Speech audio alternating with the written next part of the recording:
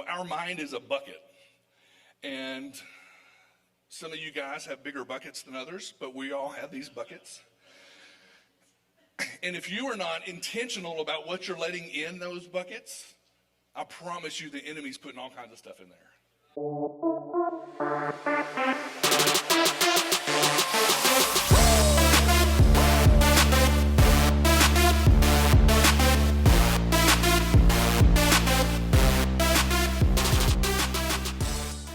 So I want to talk today about renewing your mind. Our mind is the steering wheel of our life. And you are where you are right now in life because of the choices you made based on the thoughts that you've thought, right? That's what we do. Everything first begins with a thought. Look around here. Look around this room. Everything in this room has been here since creation. It just didn't look like this, right? There was iron ore and all these things that were like here. But someone had an idea, right? It was a seed that was planted that became things, right? Somebody had the idea one time for a stoplight, right? Which was brilliant. So all these things began as a thought. One day somebody's like, man, I sure getting tired of standing. I've got an idea. What if we make a chair? Oh, okay, that's a great idea. So they make a chair. And then one day it's like, man, this is kind of rough. Well, what if we put padding on it, And so now you guys get to enjoy this. But everything begins with a thought. So let's turn to Romans 12. One of my favorite scriptures. And then one of my other wonderful children, Brady, who actually spoke and preached. Last Sunday, he actually used this same verse, Romans 12:2. It says, "Don't be conformed to this world, but be transformed by the renewal of your mind." And whenever I think of being conformed, I think of silly putty. And I loved silly putty as a kid because normally it was cheap enough. If we were at the store, I can get my mom to buy me some, But you could take silly putty and put a nickel into it, right? If you're really blessed, you might be able to put a quarter into it. And then you pull the quarter away or the nickel away, and then it's like an exact impression of, whatever was around it. And the thing is many of us let the world do that to us, right? This pressure of our relationships, finances, just whatever it may be, the pressures of this world, we let press on us, and then we start to conform.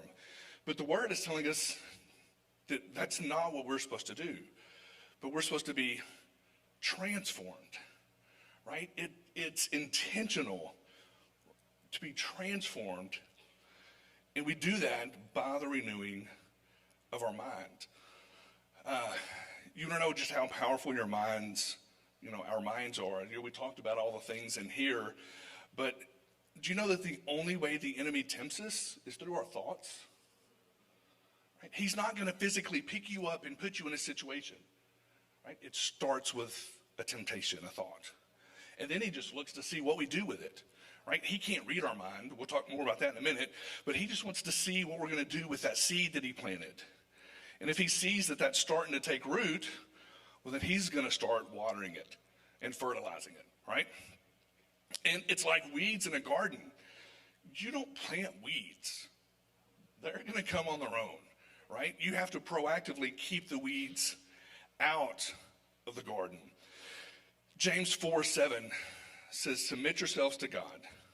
Resist the devil, and he must flee."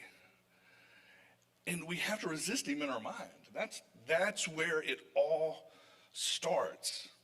Our mind is a bucket. And some of you guys have bigger buckets than others, but we all have these buckets.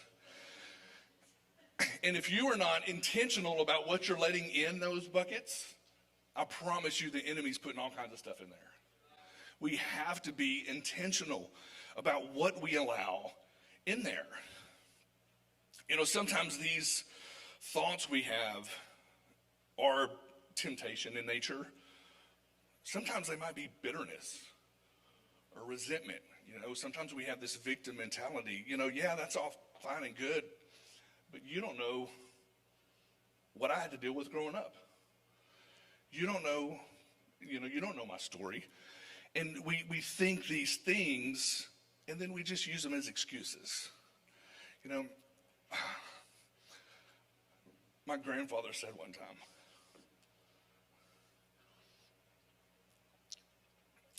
he passed away just a few years ago, but he's like, be careful, buddy. 'Cause I was complaining about something. And he's like, I promise you there's plenty of people out there that will gladly trade their problems for yours. And what a great mindset to have, right? You start to complain, just realize, hey, there's plenty of people that would love to have my problems.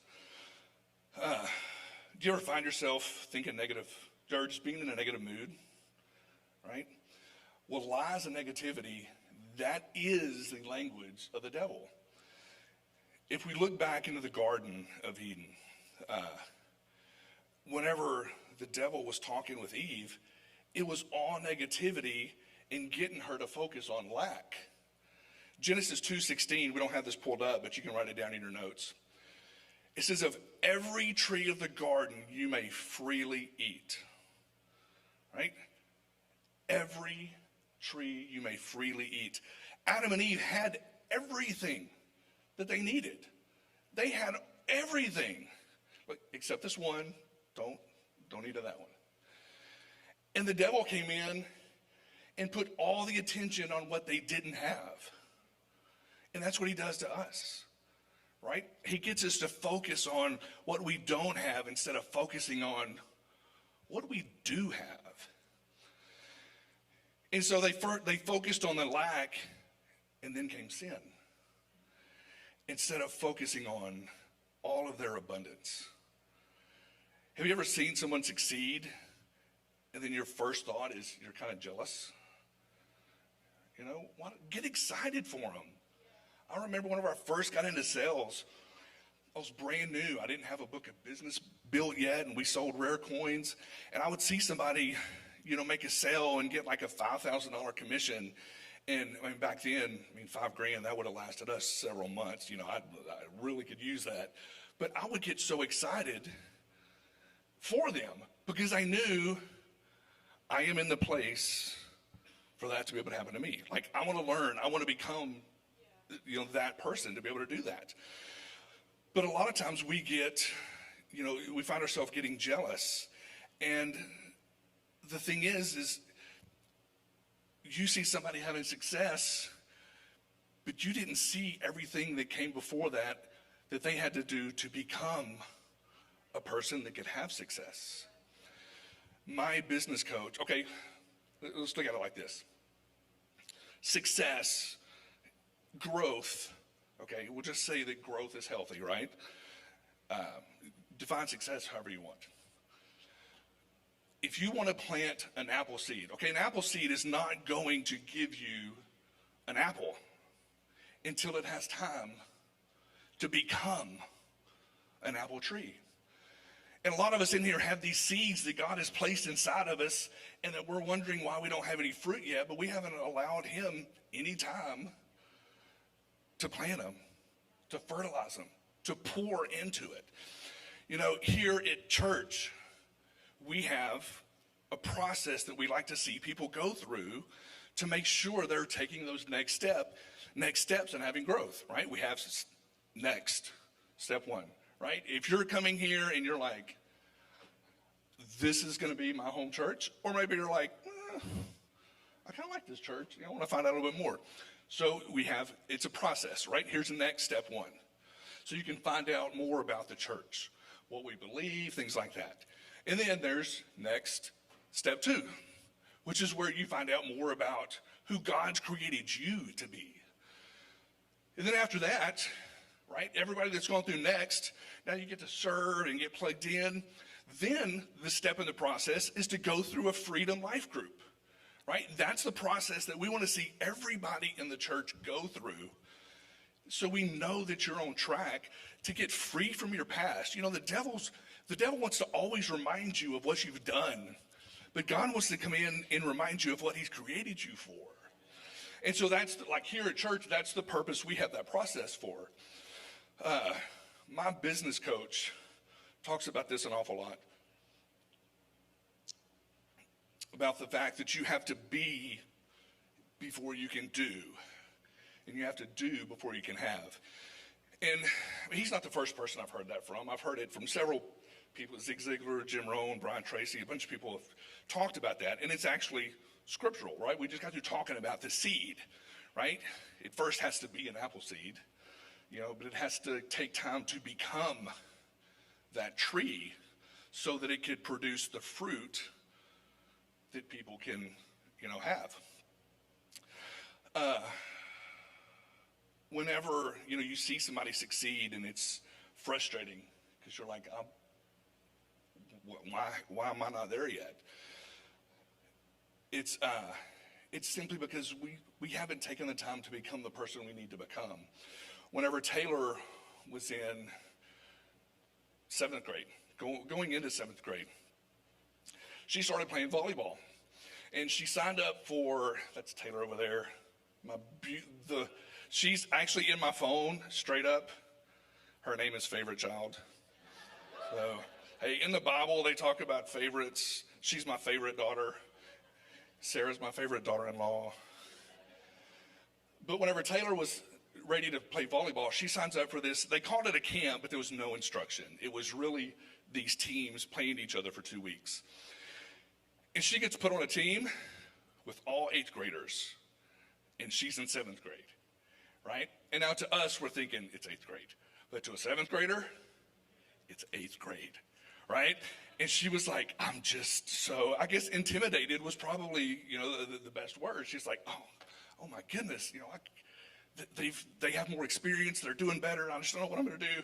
And I remember having a talk with her. I was like, look, none of them came out of the womb with a volleyball, right? And I'm of the age, and I'm guessing there's probably several of you in here, that we called it, you know how to bump, set, and spike. Do y'all know they don't call it that anymore? They don't call it that. It's you receive or you pass the ball, you bump. You still set. They kept that the same. But you don't spike. You either attack or hit. But I was like, look, nobody was born being able to do that. They all had to go through a process to learn. And what happens? She gets involved in club ball and in school ball and starts going through the processes or the process to become a volleyball player.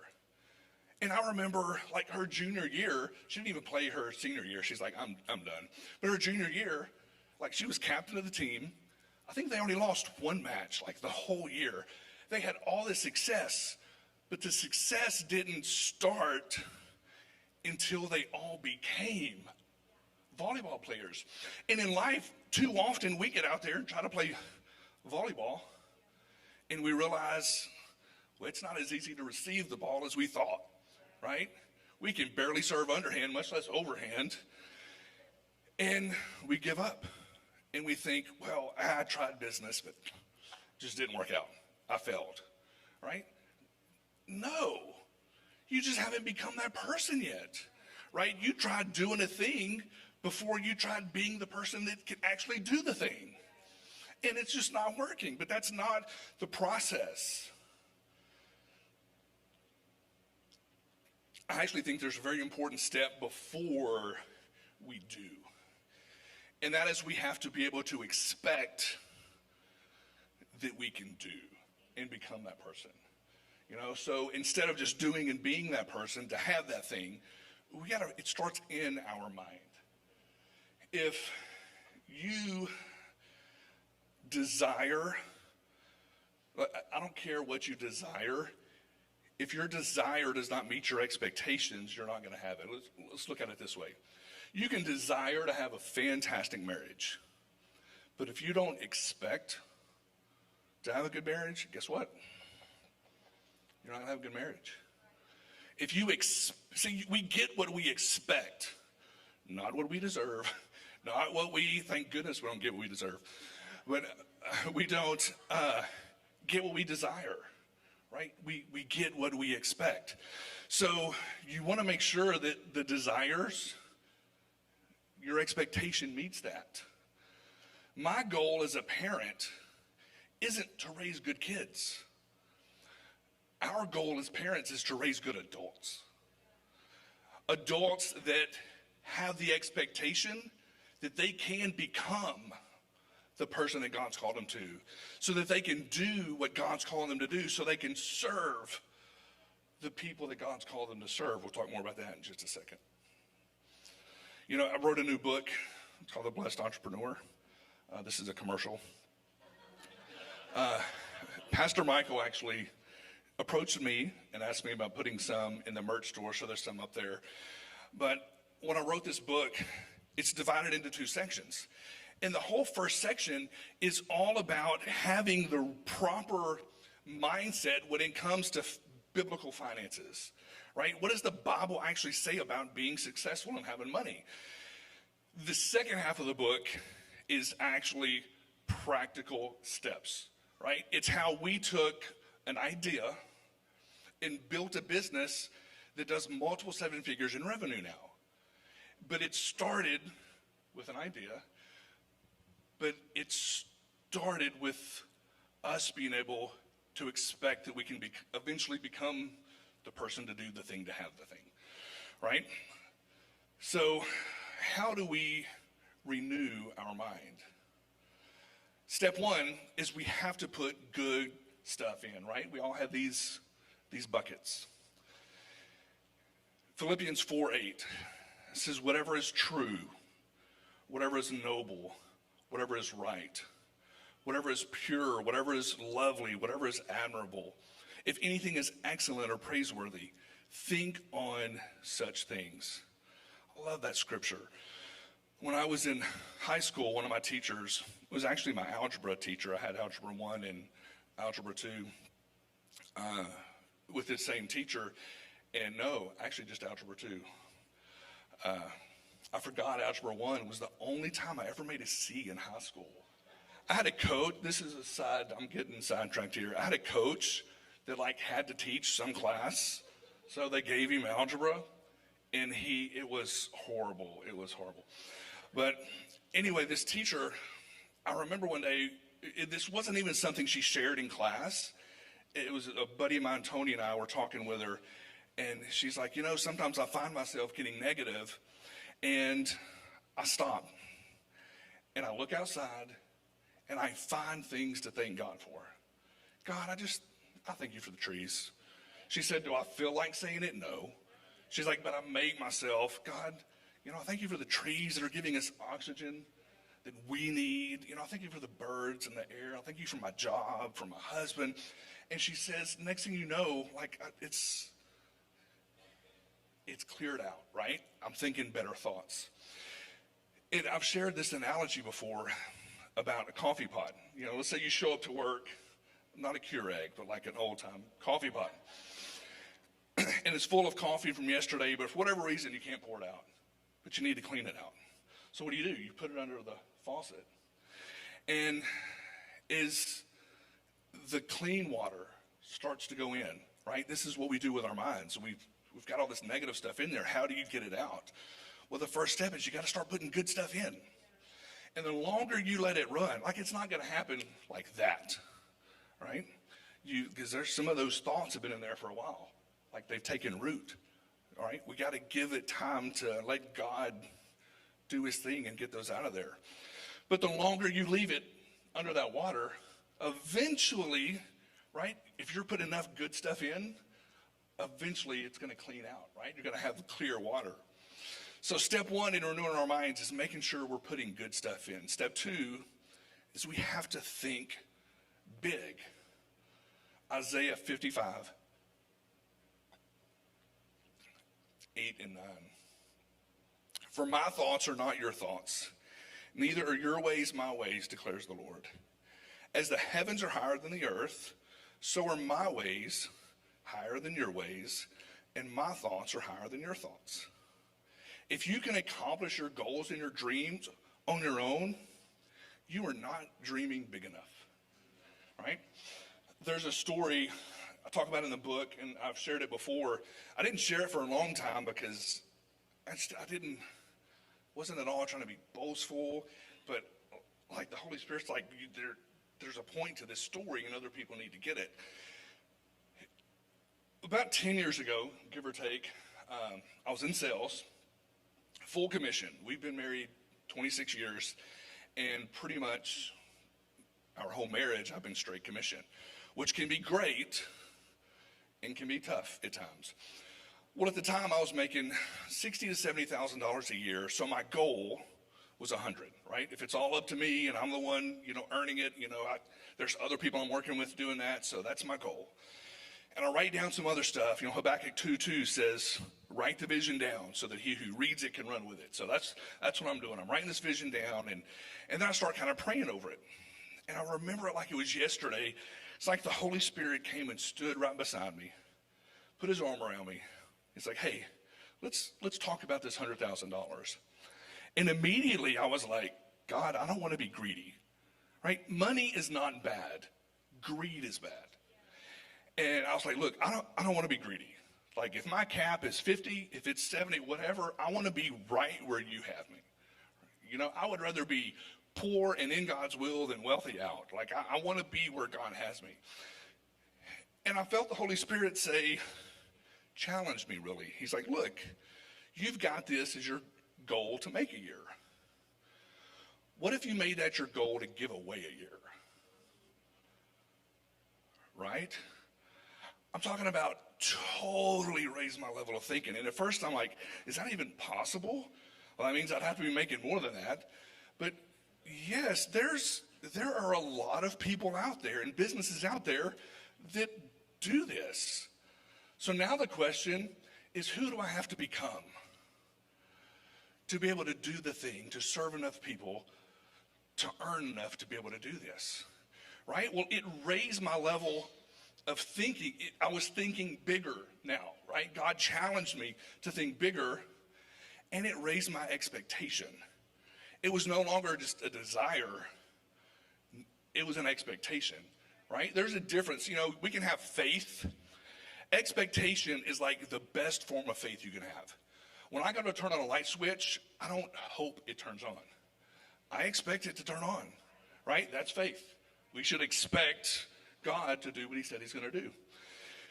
Now, that was almost 10 years before we started our business, right? It didn't happen overnight.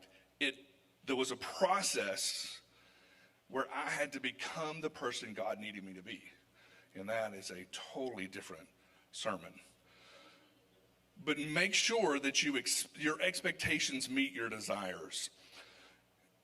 Psalms 37:4 says, delight yourself in the Lord, and he shall give you the desires of your heart. That just sounds so lovely, right?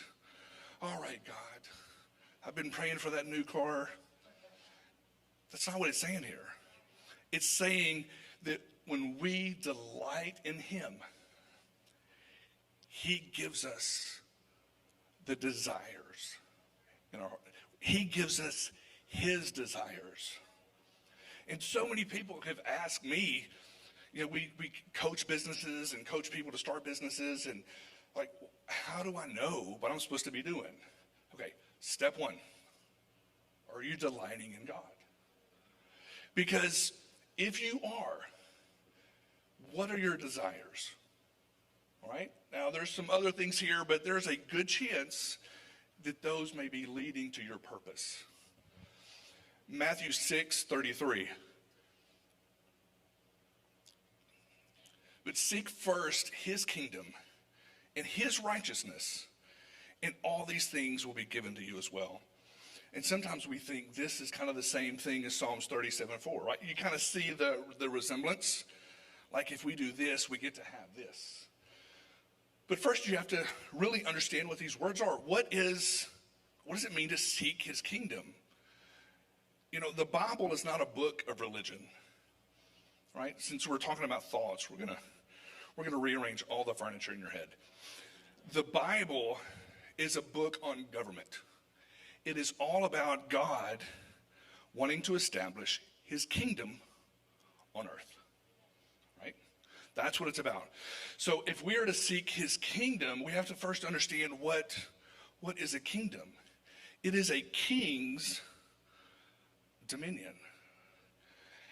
He gave Adam and Eve dominion, right? He gave them an assignment that they were to rule over.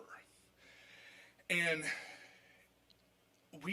the first thing we learn about God is he's creative. That's the very first thing the Bible talks about, is in the beginning God created. Well, a little bit later we learn that we're created in his image, so that means there are seeds of creativity put in all of us. Now, it's going to be different, right? Somebody might be more creative when it comes to music, it might be art, it might be business. There's different things of creativity, but these seeds that God's put in us. And for us to seek his kingdom, we have to yield to him, and then he makes us king or queens over an assignment that we get to reign over. Now, we reign over the assignment. We don't reign over people. We serve people in that assignment, right? And what's great is Brent's assignment's totally different than mine. And we're not competing. God's got his thing for him, and he's got my thing for me. And all I have to do is make sure I'm doing what God's called me to do. That I am being the king over the assignment that he's given me. In the Old Testament, if you study Solomon, it's fascinating. Kings and queens would come from all over the world to learn from Solomon. And the Queen of Sheba in 1 Kings 10, verse 9, she said, "Praise be to the Lord your God, who has delighted in you and placed you on the throne of Israel. Because of the Lord's eternal love for Israel, he has made you king to maintain justice and righteousness." Because of his eternal love for Israel, he made Solomon king. Because of God's eternal love for people, he has given you an assignment.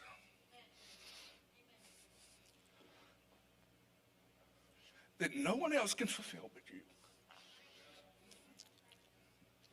I don't like getting emotional, but it's so sad when people just lose hope, right? Because the world is hard. It's not easy. And it's easy to get distracted, and the enemy comes in and we start thinking these thoughts. But when you line up your thoughts with his thoughts and can realize that he has called you to something, and look, your assignment is not about you. It's about others that need you to do what God's called you to do. So step 3. Step 1 was we've got to be put good stuff in. Step 2 is we've got to think bigger, right? We've got to think bigger outside of our own 4 walls. And step 3 is we have to be doers. James 1:22. This is Nike's. I don't know if y'all knew that. Nike actually is based on a script. I don't think they knew this. Be doers. Be doers of the word and not hearers only, deceiving yourselves. You know, do you know what the difference between knowledge and wisdom is? It's application. It's doing. You can know all the stuff, but if you don't do it, right? Proverbs 14:23 says that all hard work brings a profit, which is great. But it goes on to say, but mere talk leads to poverty. And some of you have ideas that God is giving you. God's currency is not the US dollar. God's currency is wisdom. And he gives us wisdom. He gives us these ideas for us to go and create a chair or whatever it may be. He wants us to go and do these things, but we just talk about it. We don't do anything about it. Have you ever had an idea for something and 6 months later, you see it at the store? You're like, God's like, I'm waiting on you to do something, right? So seek first his kingdom. To do that, we have to discover what God's plan is for us. Develop ourselves into the person that can do that thing. And then deploy the plan serving others.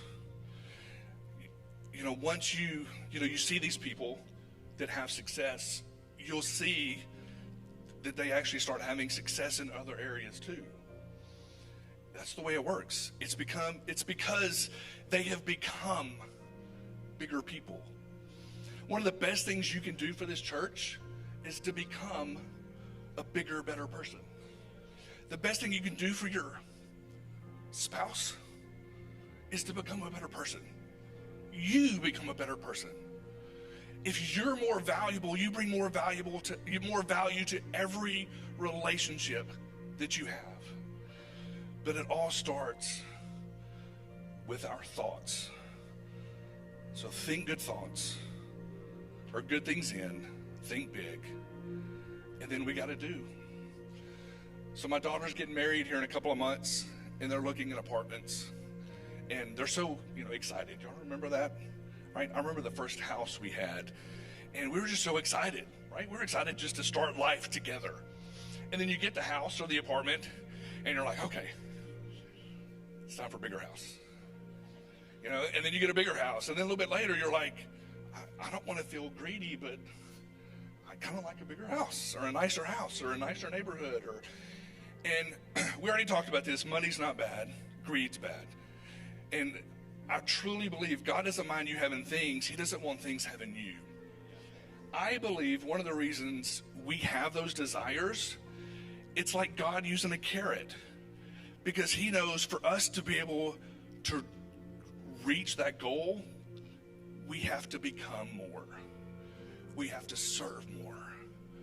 So he gives us these desires to make us grow, right? To make us expect that we can become and do what he's called us to do, so that we can have what he's called us to have, and we can serve other people.